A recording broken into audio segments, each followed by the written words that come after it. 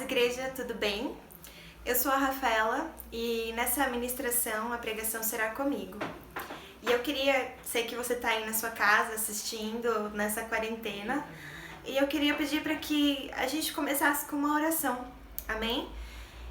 Feche os seus olhos e vamos iniciar, amém? Senhor, meu Deus, meu Pai, nós estamos diante de Ti, cremos, Pai Santo, que você é aquele que nos sustenta e agradecemos por tudo que o Senhor tem feito na nossa vida. Eu oro, Pai Santo, pedindo para que o Teu Espírito esteja ministrando, Pai Santo, essa palavra, aquilo que você deseja ao coração de quem estiver assistindo, em nome de Jesus. Que vidas sejam alcançadas, vidas sejam transformadas e que a gente venha se chegar mais e mais na Tua presença e conhecer quem Tu és e conhecer o Teu amor. Em nome de Jesus, Pai Santo, eu te louvo e te agradeço. Amém. Glória a Deus. Bom, o tema dessa pregação, dessa ministração será um evangelho de poder. Esse é o evangelho de Jesus, é um evangelho de poder. E eu queria começar lendo com vocês o versículo de 1 Coríntios, o capítulo 4, no verso 20. E lá diz assim: pois o reino de Deus não consiste apenas em palavras, mas em poder. Hoje nós iremos falar sobre ações e palavras, atitudes e palavras. Muitas vezes a gente se depara com isso. Por exemplo, eu acabo vivendo muito mais dizendo aquilo que eu creio, mas sem demonstrar nas minhas atitudes que realmente é aquilo que eu creio. Ou seja, as minhas ações dizem uma coisa e as minhas atitudes dizem outra. Continuando, lá em João 7, no capítulo 17, diz assim: quem quiser fazer a vontade de Deus, saberá se o meu ensino vem dele ou se falo por mim mesmo. Aquele que fala por si mesmo busca a sua própria glória. Mas quem procura honrar aquele que o enviou diz a verdade e não mente. E nesse versículo a gente pode entender que o conhecimento, quando a gente busca o conhecimento sozinho, ele gera um certo orgulho dentro de nós. Às vezes, sem perceber, a gente tá levando o evangelho a outras pessoas, mas buscando elogios, buscando receber reconhecimento das pessoas, buscando receber como se fosse um feedback. Nossa, que bom, você é uma bênção, você é ousada. Porém, será que nós estamos levando essa glória a Deus? Ou será que essa glória está vindo a nós? Essa é a questão. O conhecimento gera orgulho. Vocês podem... Eu acho que vocês já conheceram, já devem ter conhecido uma pessoa que é tão inteligente, mas tão desumilde, digamos assim, porque uma pessoa sábia é uma pessoa de respeito. Nós precisamos respeitar aqueles que são sábios, sim, mas existe o conhecimento que traz o orgulho. E geralmente quando a gente tenta conhecer a Deus com as nossas próprias forças, a gente acaba sendo como meras pessoas que vivem apenas pela lei e não pela graça, e não pelo poder que é o Espírito Santo. E às vezes a gente acaba jogando isso até para outras áreas das nossas vidas. Por exemplo, se eu construí a minha casa, comprei a minha casa, construí a minha casa, eu olho para minha casa e eu falo assim: nossa, eu dei duro por essa casa, eu consegui. Essa casa é minha. Essa casa eu levantei com o meu trabalho. Esse carro eu comprei com o meu trabalho. Essas são afirmações que acabam levando a glória para nós e não para Deus. Se você tem um trabalho, foi porque Deus preparou esse trabalho para você. Foi porque ele foi preparado e entregue a você através de Deus e da graça dele. E às vezes, sem pensar, a gente acaba fazendo isso, trazendo a glória para nós. Também no evangelho, como eu já disse. Como às vezes a gente lê a Bíblia apenas por ler a Bíblia. Às vezes você tá lá na sua casa, você já não tira um tempo com Deus, há uns dias, você fala, eu vou ler a Bíblia. Mas apenas por ler. Você vai ler sem se aprofundar, sem convidar o poder, que é o Espírito Santo. E, bom, quantas vezes eu, no meu pouco conhecimento também, quis debater sobre o Evangelho com outras pessoas. Às vezes também nós, cristãos, eu falo diretamente com os cristãos, às vezes a gente tá numa conversa, numa roda e de repente entra num assunto e aí cada um começa a disparar, a falar algo, a falar alguma coisa. E aí cada um ali quer estar certo sobre aquilo que nós temos de conhecimento. Isso também é você querer estar sendo orgulhoso pelo que você sabe. E não é isso que ele deseja, não é isso que Deus deseja a nós. Ele deseja um relacionamento com o Espírito dele, com o próprio poder. E enquanto a gente está discutindo, enquanto a gente está vendo quem está certo, falando sobre leis, falando, sabe, vidas estão clamando por ajuda, pessoas estão clamando por ajuda e esperando a manifestação dos filhos. Essa é a verdade. O conhecimento gera orgulho. E quantas vezes a gente já trouxe a glória para nós, ao invés de darmos toda a glória a Deus? Lá em 1 Coríntios, no capítulo 4, versículo 18 e 19, diz assim. 1 Coríntios 4, 18 e 19. Alguns de vocês se tornaram arrogantes, pensando que não irei mais visitá-los. Mas eu irei, e logo, se o Senhor permitir. Então verei se esses arrogantes apenas fazem discursos pretensiosos ou se têm de fato o poder de Deus. Pois o reino de Deus não consiste apenas em palavras, mas em poder. E aqui Paulo ele estava falando diretamente aos coríntios. E em Coríntios haviam muitas pessoas que estavam apenas falando e falando do evangelho e dizendo que viviam aquilo e dizendo eu sou de Deus, mas atitudes das pessoas de lá não estavam sendo de concordância com aquilo que elas pregavam. Então Paulo ele fala, vocês são pessoas arrogantes. Olha a afirmação de Paulo para essas pessoas. Você é uma pessoa arrogante. Imagina alguém dizendo isso para você, sabe? E eu fiquei parando para pensar em quantas vezes eu não fui arrogante durante a minha caminhada com Deus, sabe? Sem buscar o conhecimento através do Espírito Santo. E Paulo estava se referindo a eles dessa forma.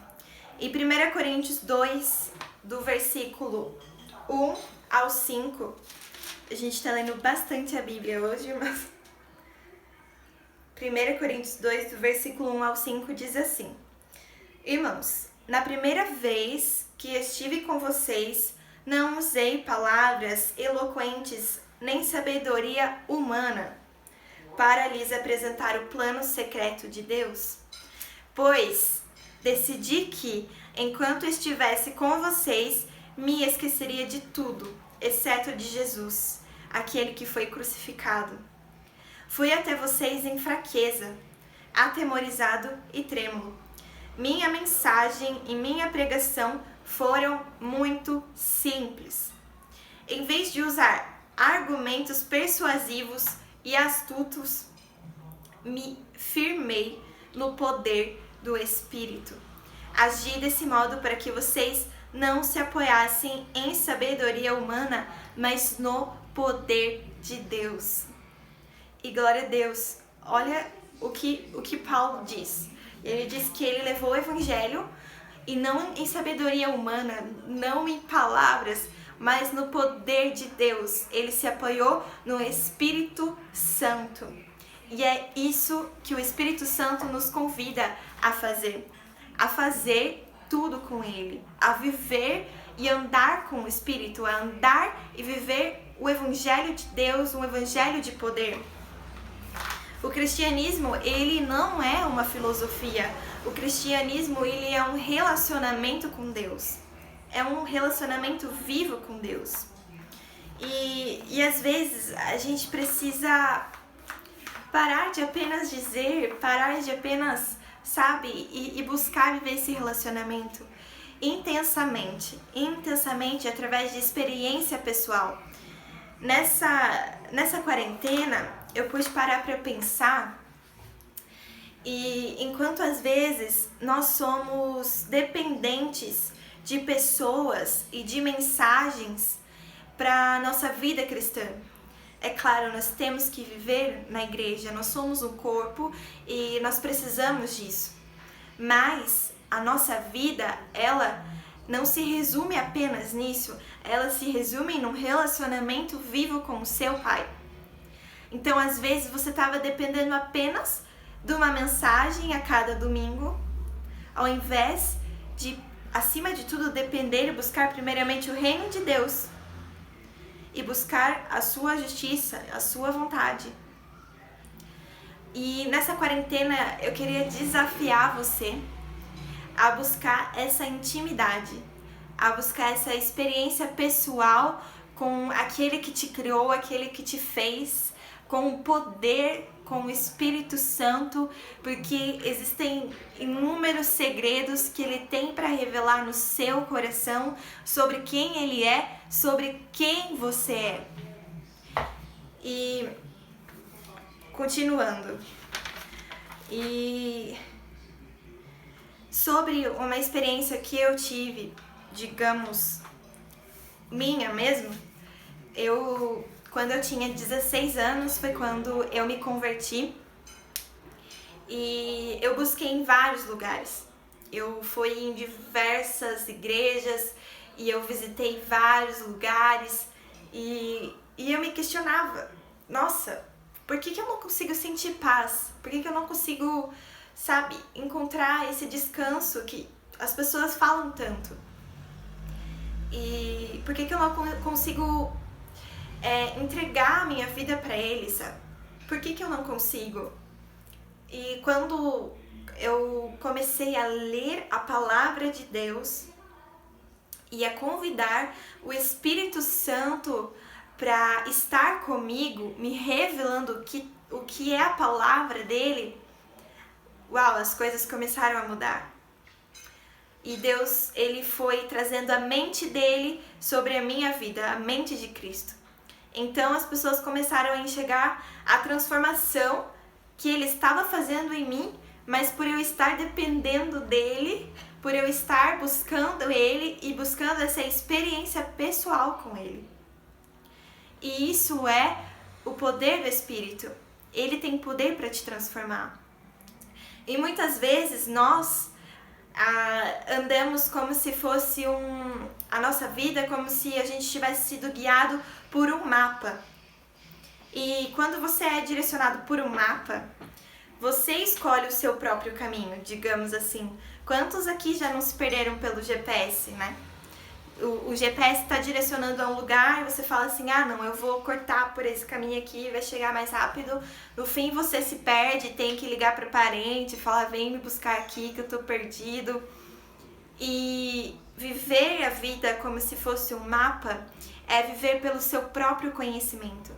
É viver achando o que é melhor para você e o que não é melhor para você e viver por si mesmo. Mas o Espírito Santo, ele deseja ser o seu guia. E nós devemos viver a nossa vida com o nosso guia espiritual, que é o Espírito Santo. E o Espírito Santo, ele vai direcionar você, ele vai guiar você, ele vai revelar as verdades de Deus sobre a sua vida, ele vai te lapidar, ele vai te transformar.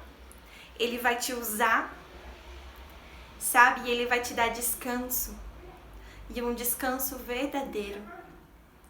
Então, às vezes, você pode estar na igreja tantos e tantos anos, mas ainda assim você não encontrou, sabe, esse descanso. Ainda assim, sabe, você não sentiu essa transformação.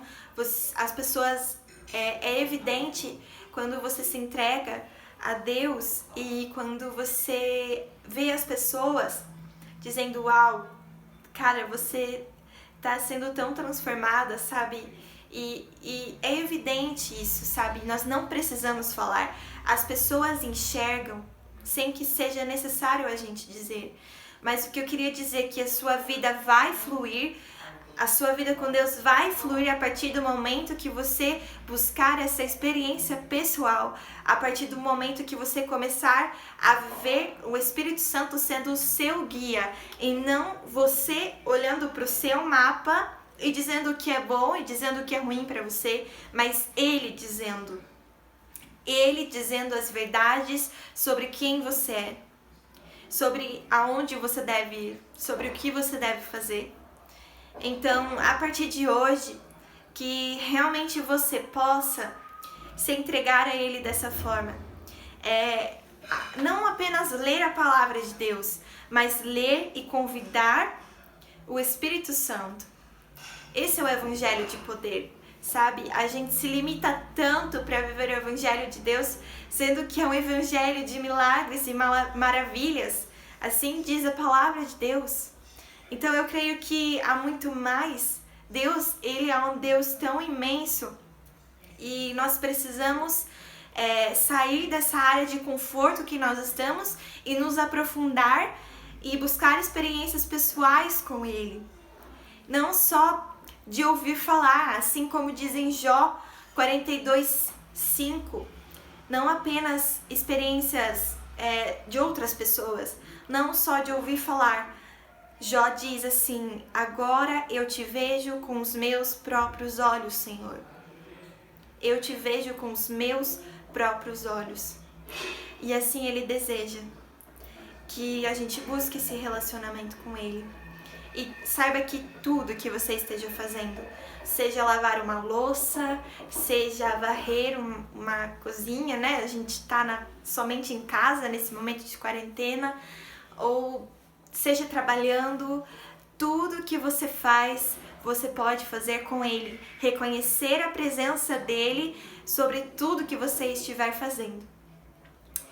Que você se desafie mais a buscar essa intimidade com aquele que te criou. Amém? Essa é a palavra que Ele trouxe no meu coração e que Ele tem falado comigo nesses últimos dias, que é muito mais. E Ele nos chama para viver esse evangelho de poder.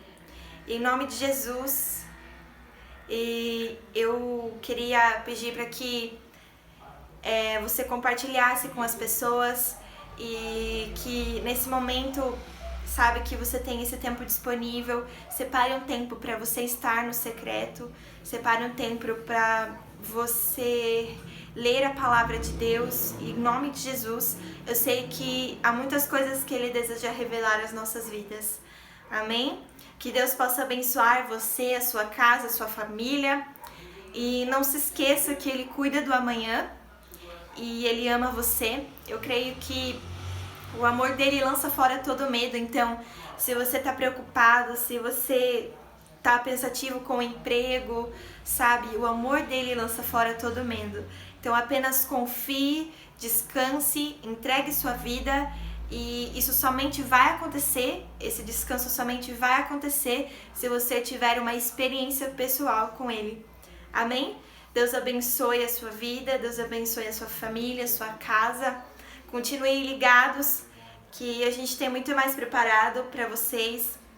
E estamos com muitas saudades, mas cremos que toda situação ela tem um ponto final. E cremos que Deus ele está agindo, cuidando de tudo isso. Então não deixe de orar, ore sem cessar pelo nosso país, pela nossa igreja, pela sua família, pela sua casa, pelas pessoas no geral. não deixe de orar. Esse é o momento de nós dobrarmos os joelhos e orarmos e clamarmos para a intervenção de Deus. Amém? E fique com Deus, Deus abençoe. Um beijo a todos vocês.